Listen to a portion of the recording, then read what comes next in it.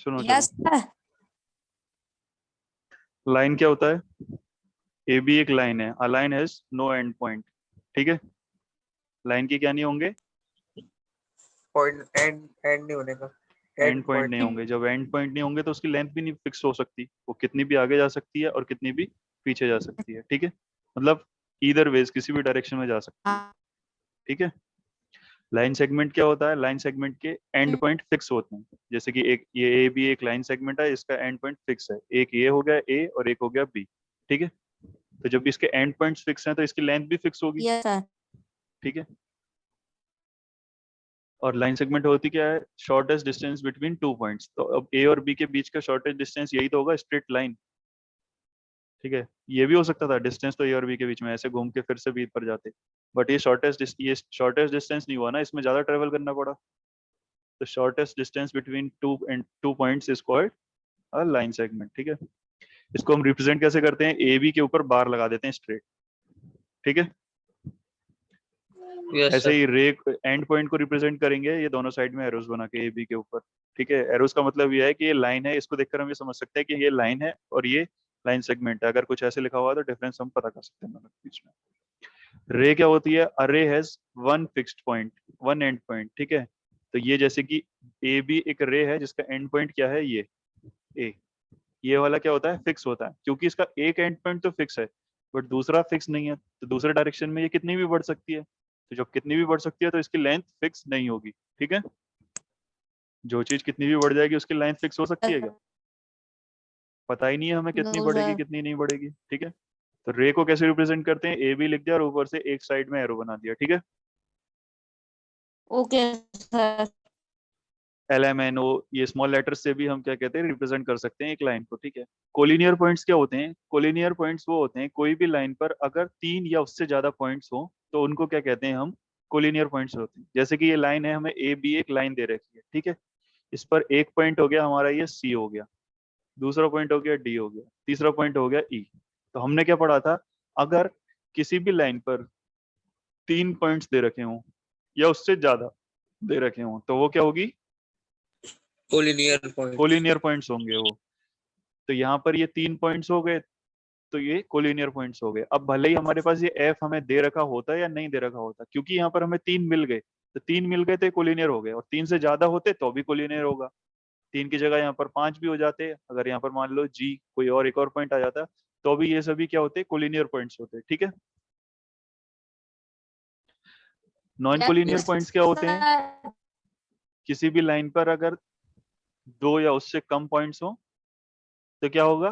तो non collinear points होंगे। अब ये एक लाइन है ए बी, इस पर सिर्फ दो पॉइंट्स हैं तो ये क्या हो गए? नॉन कोलिनियर पॉइंट्स हो गए। Collinear non collinear points clear है? Yes sir.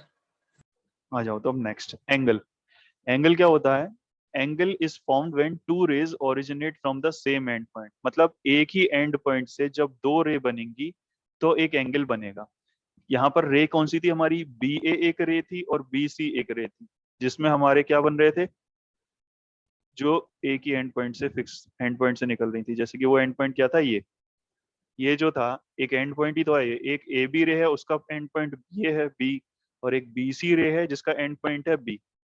तो जब दो रेस एक ही एंड पॉइंट से ओरिजिनेट होंगी तो एंगल फॉर्म होगा। तो ये एक एंड पॉइंट था जिससे एक ये रे फॉर्म हो रही थी, एक ये रे फॉर्म हो रही थी। तो जब ये दोनों सेम एंड पॉइंट से बन रही है तो यहाँ पर हमें एक एंगल बन रहा है। ठीक है, आर्म्स क्या होती है एंगल में? The rays making an angle are called arms.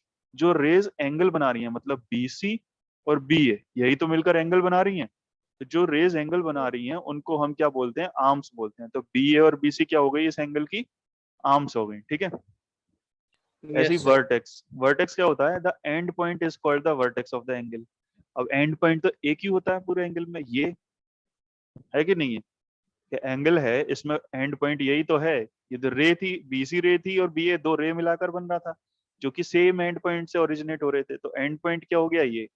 तो जो एंड पॉइंट होता है उसको हम वो क्या बोलते हैं? वर्टेक्स। क्या? वर्टेक्स। वर्टेक्स बोलते हैं। ठीक है, बाकी दोनों भी बोल दो। Yes sir. वर्टेक्स। नहीं समझ में आता तो कम से कम बोला तो करो, पता लगेगा। अब समझ में देखो, आ रहा है सर। एक्यूट एंगल क्या होता है? 0 और 90 डिग्री के बीच में। 0 और 90 डिग्री के बीच में कोई भी एंगल होगा वो एक्यूट एंगल होगा।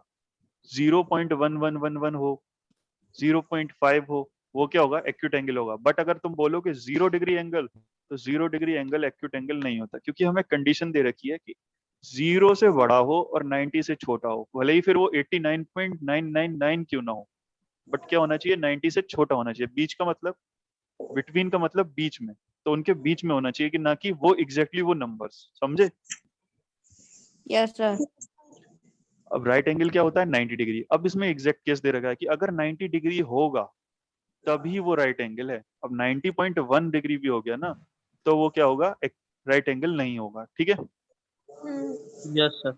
ऑब्ट्यूज एंगल क्या हो गया? ऑब्ट्यूज एंगल ऐसे हो गया 90 और 180 के बीच में। इसका मतलब 90 से थोड़ा सा ही बड़ा हो, पर बड़ा होना चाहिए। देखो 95, 98, 99, 220, ये तो तुम्हें साफ साफ पता पड़ रहे हैं कि वो तो बड़े हैं ही।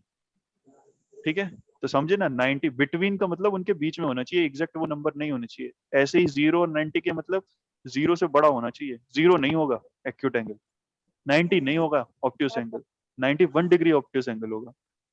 स्ट्रेट Yes, एंगल क्या sir. होता है? 180 डिग्री। जैसे ही राइट एंगल को बोलते हैं 90 डिग्री, ऐसे स्ट्रेट एंगल को बोलते हैं 180 डिग्री। तो एग्जैक्ट 180 डिग्री जो होगा उसको हम बोलते हैं स्ट्रेट एंगल। फिर हमारा आता है रिफ्लेक्स एंगल। रिफ्लेक्स एंगल क्या होता है? जो 180 डिग्री और 360 डिग्री के बीच में हो, मतलब 181 डिग्री हमारा क्या होगा? रिफ्लेक्स एंगल होगा। और 359 डिग्री क्या Yes, होगा? sir. रिफ्लेक्स एंगल होगा। यस ठीक है, क्लियर है? Yes, sir. सर। कोई डाउट? No, sir. No,